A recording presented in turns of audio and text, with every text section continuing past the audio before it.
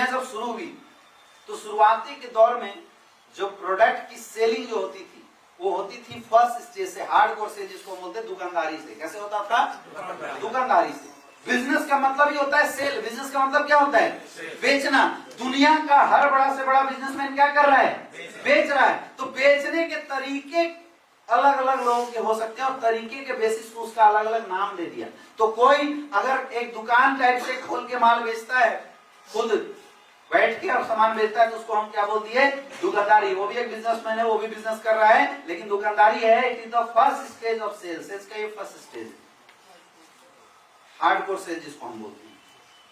समझ में आ रहा है? हार्डकोर सेल में एक इंसान एक जगह लॉक करता है, एक जगह फिक्स करता है, सामने होर्डिंग लगाता है, दुकान खोलता है, अपना सामान बाहर से मार्केट में लाता है या खुद सामान बनाता है और उस सामान को उसी दुकान से मार्केट में बेचता था। शुरुआती के दौर में बिजनेस वर्ल्ड ऐसी शुरू हुई। जब कोई अच्छा प्रोडक्ट बनाया तो उस अच्छे प्रोडक्ट को मार्केट में एक जगह पे खड़ा करके बेचा। उस जगह का नाम हो गया दुकान। समझ में आ रहा है? और उसके काम करने वाले को क्या बोले? दुकानदार। और उस प्रोफेशन को क्या बोला गया? दुकानदारी। समझ में आ रहा है?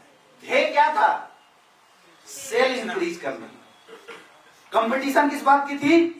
सेल्स को कैसे इंक्रीज किया जाए। हमेशा ऑप्शन इसी बात की रही है कि सेल्स और प्रॉफिट को कैसे बढ़ाया जाए।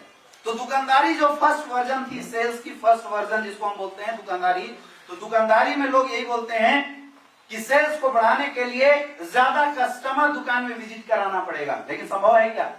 अगर आपके किसी मेरठ के किसी लोकेशन किसी ने दुकान खोल दिया तो मेरठ की उस लोकेलिटी के ही तो लोग वहां आएंगे, या वाराणसी वाले आ जाएंगे, या दूसरे एरिया वाले आ जाएंगे। तो इसका एक माध्यम बनाया गया बाजार। बाजार सिस्टम में क्या होता था? लोग अपनी अपनी दुकान से सामान उठा के जाते थे, एक बाजार लगता था। बाजार में ईच कस्टमर बहुत सारे दुकानदार को इकट्ठा देखता था, बहुत सारे प्रोडक्ट को इकट्ठा देता था, इसलिए वो भीड़ हो गया। तो जहां पे एक दिन में 50 आदमी दुकान में विजिट करता था, बाजार होने से 5000 लोग विजिट करना शुरू कर दिए। तो जब लोग विजिट करना शुरू किया तो सेल्स बढ़ गया, और सेल्स बढ़ा तो प्रॉफिट भी बढ़ गया। लेकिन इससे बड़ा स्कोप दुकानदारी में किसी को समझ में नहीं आ रहा था। जबकि अगर चाहा जाए तो इसको बढ़ाया जा सकता था, क्योंकि प्रोडक्ट की डिमांड अच्छी थी। कोई भी दुनिया में प्रोडक्ट अगर अच्छा बनता है ना तो उसकी डिमांड ओवरऑल वर्ल्ड में बढ़ जाती है। मेरठ में अगर आपको कोई मिठाई अच्छा बना रहा होगा, अच्छा लगता होगा, तो जरूरी नहीं है कि केवल मेरठ वाले को ही अच्छा लगता है, पूरी दुनिया को अच्छा लगता है, हाँ या ना? और अगर पूरी दुनिया को अच्छा लगता है तो पूरी दुनिया उसको खरीद के खाना पसंद करेगी, यस या नो? लेकिन दुकानदारी सिस्टम में ये ऑप्शन नहीं था कि मेरठ का प्रोडक्ट बनारस में जाके बेचा जाए। कोई ऑप्शन है क्या? ऐसा नहीं है। इसलिए एक नया सिस्टम, नया वर्जन मार्केट में दिया, जिसको बोलते हैं फ्रेंचाइजी सिस्टम। क्या बोलते हैं? फ्रेंचाइजी सिस्टम फिर मार्केट में आया। फ्रेंचाइजी सिस्टम दुकानदारी का थोड़ा एडवांस वर्जन है। कैसे एडवांस है? दुकानदारी में बनाने वाला ही माल बेचता था। एक्चुअल दुकानदारी जो थी उसमें बनाने वाला ही माल बेचता था, जिसको हम हार्डकोर सेल बोलते हैं। लेकिन फ्रेंचाइजी ने क्या किया? इसने डिस्ट्रीब्यूटर चैनल बना दिया। बनाने वाला एक, उसने कई लोगों के पॉइंट कर दिया, कई लोगों को फ्रेंचाइजी दे दी। अब दुकानदारी यहां आ गया, सेल्स के सेकेंड स्टेज पे लाके खड़ा हुआ दुकानदार। अब यहां बैठ गया फ्रेंचाइजी का मालिक। तो फ्रेंचाइजी का मालिक माल बना रहा है मेरठ में, खा रहे लोग पूरे ऑल ओवर इंडिया में फ्रेंचाइजी लेने से। तो क्या हुआ? सेल्स बढ़ गई, और जब सेल्स बढ़ी तो प्रॉफिट भी बढ़ गया। पहले एक जगह से माल बिकता था, अब हजारों चैनल जब हो गए तो 1000 जगह से प्रोडक्ट बिकना शुरू हुआ, ऑटोमेटिक सेल बढ़ गई। समझ में आ रहा है? दुकानदार हमेशा एक्टिव इनकम में होता है, लेकिन फ्रेंचाइजी का जो मालिक है वो पैसिव इनकम में आ गया। दुकानदार शटर उठाएगा तो पैसे आएंगे, लेकिन फ्रेंचाइजी का मालिक शटर उठाए या ना उठाए, माल उसके दुकानदार शटर उठा के बेचते हैं और पैसे आते हैं। समझ में आ रहा है? इंक्रीज हुआ, अपग्रेड हुआ। सेल्स की जो वर्जन थी फ्रेंचाइजी, ये क्या हुई? इंक्रीज हुई। प्रोडक्ट बेचने का जो सिस्टम बना ये फ्रेंचाइजी सिस्टम, ये वर्जन इंक्रीज हुई, बढ़ी। सेल्स को भी बढ़ाया, प्रॉफिट को भी बढ़ाया, धमाल मचा। अब इसी में जो अलग अलग रूप आप देख रहे हैं आज के डेट में, कि लोग सेल्स बढ़ाने के लिए एडवर्टाइजमेंट करना शुरू कर दिए। पहले न्यूज़पेपर में इश्तहार निकलते थे, आज के डेट में टीवी चैनल पे निकलता है, यूट्यूब पे चलता है। मतलब किसी भी तरीके से सेल्स का नॉलेज पब्लिक के अंदर थ्रो करना होता है। क्या करना होता है? पब्लिक का नॉलेज, पब्लिक के अंदर सेल्स की नॉलेज, प्रोडक्ट की नॉलेज, क्वालिटी को थ्रो करना होता है, चाहे जबरदस्ती या ओरिजिनल क्वालिटी। पहले ओरिजिनल क्वालिटी थ्रो की जाती थी, लेकिन आज के डेट में जबरदस्ती भी मार्केट में थ्रो किया जाता है नॉलेज। यस या नो? Test the thunder. तूफान आ रहा था, फंस गया, कोका कोला पिया और एकदम से बुलेट स्टार्ट किया और बाहर निकल गया। तो पब्लिक के दिमाग में क्या, दिमाग में इमेज आई, फायदेमंद चीज है, पिएंगे तो तूफानों से लड़ने की ताकत आ जाएगी। यस या नो? वो एक बच्चा था,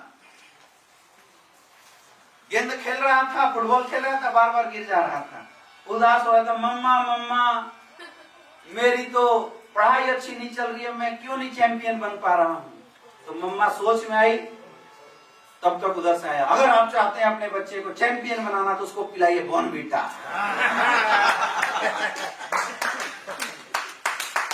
आता नहीं आता है? तो दिमाग में अब जो मम्मी देख रही है कि मेरा बेटा ऐसी है, उसके दिमाग में क्या थ्रो हुआ, बॉर्नवीटा पिलाओ तो बच्चा, और उसके बाद 2 मिनट बाद देखा कि बच्चा आया, गोल मारा, ये ट्रॉफी लेके आ जाता है। तो दिमाग में इमेज क्रिएट करा गया जबरदस्ती, किस लिए? सेल्स के लिए। ये सब फ्रेंचाइजी सेल्स की पार्ट है, समझ में आ रहा है? सेलिंग का माध्यम है। तो तरीका यही था और सोच यही थी कि चाहे कुछ भी करना पड़े, एडवर्टाइजमेंट करना पड़े, न्यूज़पेपर में निकलवाना पड़े, आउटलेट डालना पड़े, मोटो यही होता है कि किसी भी तरीके से सेल्स को बढ़ाया जाए, इंक्रीज किया जाए। समझ में आ रहा है? तो 2 सिस्टम मार्केट में चल रही थी, एक थी हार्डकोर सेल, दुकानदारी, और दूसरा था फ्रेंचाइजी। लेकिन ये दोनों सेल्स की लिमिटेशन थी। सबसे पहली लिमिटेशन, फ्रेंचाइजी सेल में फ्रेंचाइजी का जो मालिक है वो सारे मेन मालिक आ गए पैसिव इनकम में, लेकिन जो आउटलेट पे दुकानदार खड़े वो आज भी एक्टिव इनकम में। दूसरी सबसे बड़ी पॉइंट कि ऐसा कोई बता रहा था और ऐसी कोई बातें कर रहा था कि कोई ऐसा तरीका बना दिया जाए जिस तरीके से सेल्स को ग्राउंड लेवल पे कस्टमर तक ला दिया जाए और प्रॉफिट को भी ग्राउंड लेवल पे कस्टमर तक ला दिया जाए। तो क्या होगा, सेल्स बढ़ जाएंगे। जैसे मैं एक एग्जांपल बताता हूं, कई बार ऐसा हुआ कि जहां पे सेल्स के चांस थे लेकिन आउटलेट न होने की वजह से सेल्स नहीं हो पाए। मैकडी की यूएस की फ्रेंचाइजी है लेकिन पूरा वर्ल्ड सेम टेस्ट का बर्गर खाता है।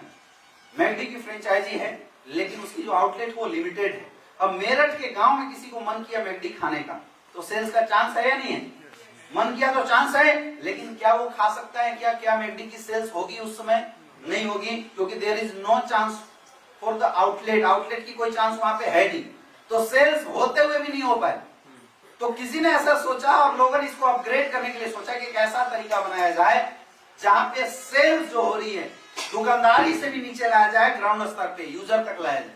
तो सेल्स और प्रॉफिट दोनों को यूजर तक लाने की एक नई सिस्टम मार्केट में लाई गई और लोगों ने सोचा कि क्यों ना एक ऐसा सिस्टम बनाए जहां पे प्रोडक्ट को डायरेक्ट मैन्युफैक्चरर से यूजर तक पहुंचाने का कोई सिस्टम ला दिया जाए। अगर हम मैन्युफैक्चरर से डायरेक्ट यूजर तक प्रोडक्ट ले आएंगे तो सेल्स में बहुत बड़ा इजाफा हो जाएगा। इसीलिए आज से 72 साल पहले, 72 साल 80 साल पहले एक नया सिस्टम जिसको हम बोलते हैं एडवांस वर्जन ऑफ सेल्स का एक एडवांस वर्जन मार्केट में आया और उसी वर्जन का नाम है डायरेक्ट सेलिंग। क्या नाम है? Direct selling. क्या नाम है? डायरेक्ट सेलिंग इंडस्ट्री इसलिए बहुत ज्यादा एडवांस मानी जाती है क्योंकि यहाँ पे हर यूजर को मौका मिलता है, कि वो प्रोडक्ट को प्रमोट करके पैसा ले सकता है, पैसा कमा सकता है। और जब ये मौका आया, हर जगह क्या फ्रेंचाइजी सिस्टम से क्या बिक रहा था? प्रोडक्ट बिक रहा था। दुकानदारी से क्या बिक रहा था? प्रोडक्ट बिक रहा था। लेकिन इस सिस्टम से प्रोडक्ट के साथ एक अपॉर्चुनिटी बिकनी शुरू हुई। मतलब ये इंडस्ट्री प्रोडक्ट के साथ साथ एक अपॉर्चुनिटी देने लगी यूजर को कि अगर आप प्रोडक्ट यूज करने के बाद इसको प्रमोट करते हैं तो आपको एक ऑप्शन मिलेगा पैसे कमाने की। बात तो इतनी है ना? यस या नो?